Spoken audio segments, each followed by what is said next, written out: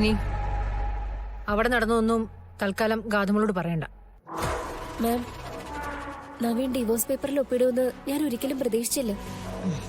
എല്ലാരും കൂടെ നവീനെ ഫോഴ്സ് ചെയ്താവും, അല്ലാതെ അങ്ങനെ സംഭവിക്കില്ല.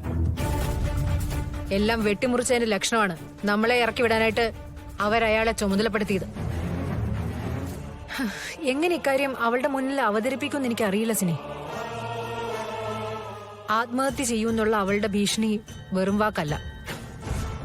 ഇപ്പൊ ഗാഥ മാഡം ചോദിച്ച് ഞാനെന്താ പറയണ്ടേ? എല്ലാരോടും സംസാരിച്ചു, കാര്യങ്ങളെല്ലാം ഓക്കെയാണ്, അങ്ങനെ പറഞ്ഞാൽ മതി. സിനി ഒന്ന് പറയണം. എനിക്ക് അവളുടെ മുഖത്ത് നോക്കി കള്ളം പറയാനായിട്ട് പറ്റില്ല. മമ്മി,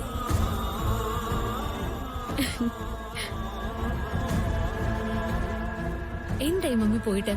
നവീനോട് സംസാരിച്ചോ? അവിടെ എല്ലാവരെയും കണ്ടോ?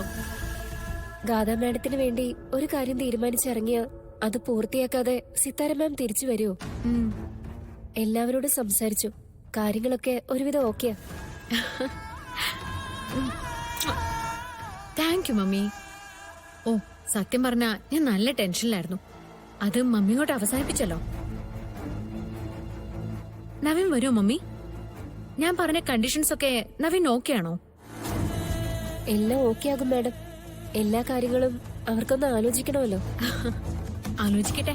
നിർമ്മലയും കുടുംബത്തെയും പുറത്താക്കി നവീൻ എന്റെ മുന്നിൽ വന്നു നിന്നാൽ ആ നിമിഷം ഞാൻ നവീന്റെ കൂടെ പോവും. പിന്നെ ഞാൻ ഒരാളോടും ദേഷ്യപ്പെടില്ല.